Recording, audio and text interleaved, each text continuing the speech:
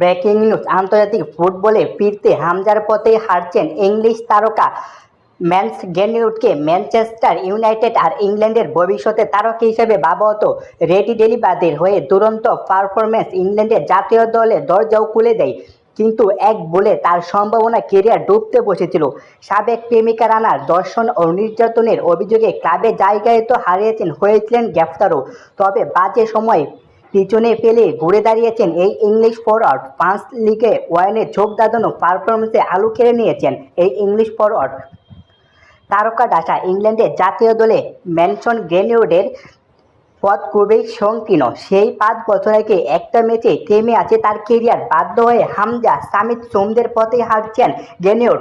League ওয়ানের club ম্যানচেস্টারের হয়ে এই ইংলিশ ফরওয়ার্ড আন্তর্জাতিক ফুটবল ফিরতে বেছে নিয়েছে পূর্বপুরুষের দেশ জামাইকাকে। এরই মধ্যে জামাইকার নাগরিকত্ব ও নতুন পাসপোর্ট পেয়েছেন 23 বছর বয়সী এই ফরওয়ার্ড। খেলাধুলার টুকরো খবর পেতে এনসাইক্লোপিডিয়া স্পোর্টস নিউজটাকে সাবস্ক্রাইব করে আমাদের পাশে থাকুন। ধন্যবাদ এভরিওয়ান।